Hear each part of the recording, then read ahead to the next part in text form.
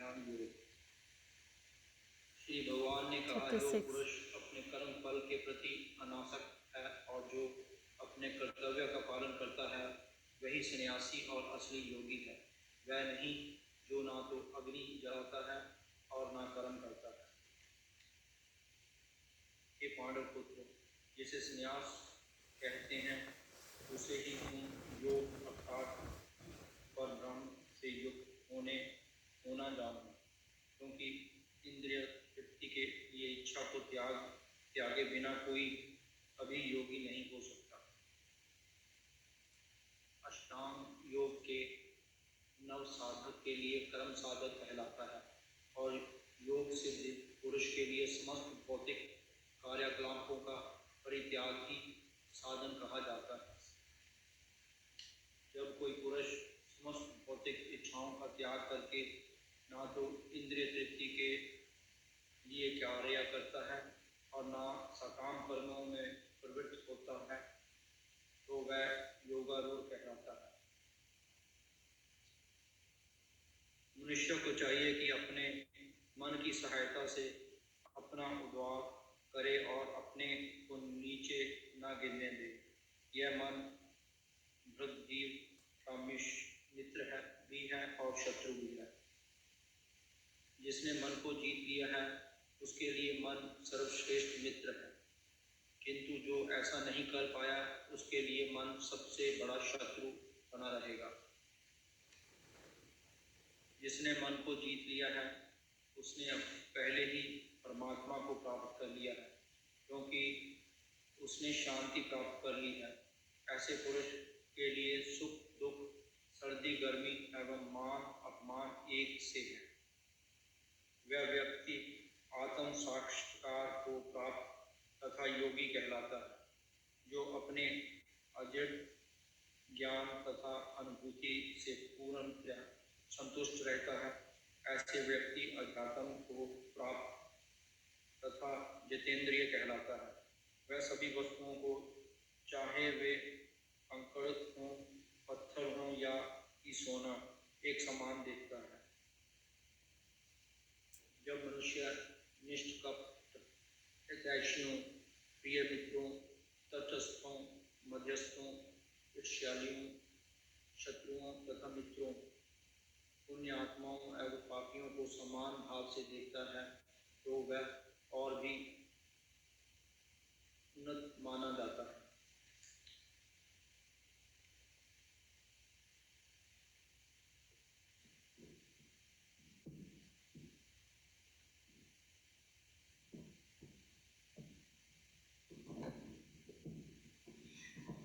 हरे कृष्णा।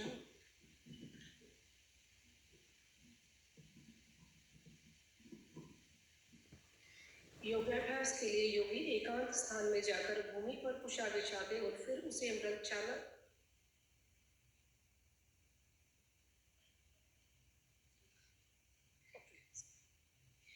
योगी को चाहिए कि वह सदैव अपने शरीर, मन तथा आत्मा को परमेश्वर में लगाए, एकांत स्थान में रहे और बड़ी सावधानी के साथ अपने मन को वश में करे। उसे समस्त आकांक्षाओं तथा संग्रह भाव की इच्छाओं से मुक्त होना चाहिए। योगाभ्यास के लिए योगी एकांत स्थान में जाकर भूमि पर कुशा बिछा दे और फिर उसे मृगशाला से ढक दे तथा ऊपर से मुलायम वस्त्र बिछा दे। आसन ना दे, बहुत ऊंचा ना हो, न बहुत नीचा, यह पवित्र स्थान में स्थित हो। योगी को चाहिए कि इस पर दृढ़ता पूर्वक बैठ जाए और मन, इंद्रियों तथा कर्मों को वश में करते हुए मन को एक बिंदु पर स्थिर करके हृदय को शुद्ध करने के लिए योगाभ्यास करे। योगाभ्यास करने वाले को चाहिए कि वह अपने शरीर, गर्दन तथा सिर को सीधा रखे और नाक के अगले हिस्से पर दृष्टि लगाए।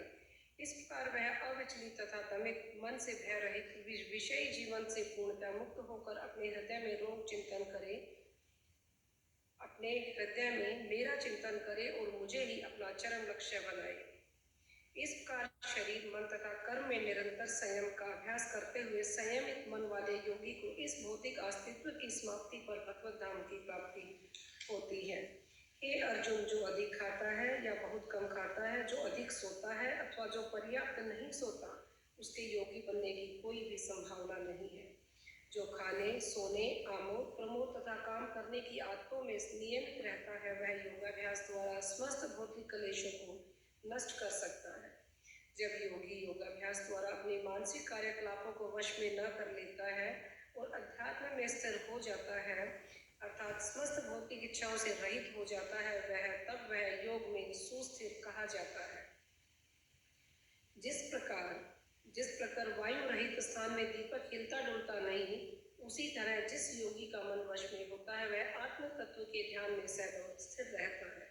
सिद्धि की अवस्था में, जिसे समाधि कहते हैं, मनुष्य का मन योगाभ्यास के द्वारा भौतिक मानसिक क्रियाओं से पूर्णतः सहमित होता है।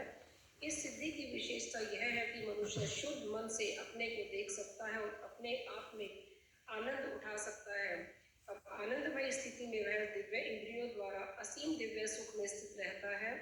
इस प्रकार स्थापित मनुष्य कभी सत्य से विपत नहीं होता और इस सुख की प्राप्ति हो जाने पर वह इसे बड़ा कोई दूसरा लाभ नहीं मानता। ऐसी स्थिति को पाकर मनुष्य बड़ी से बड़ी कठिनाई से भी विचलित नहीं होता। यह निसंदेह भौतिक संसर्ग से उत्पन्न होने वाली समस्त दुखों से वास्तविक मुक्ति है।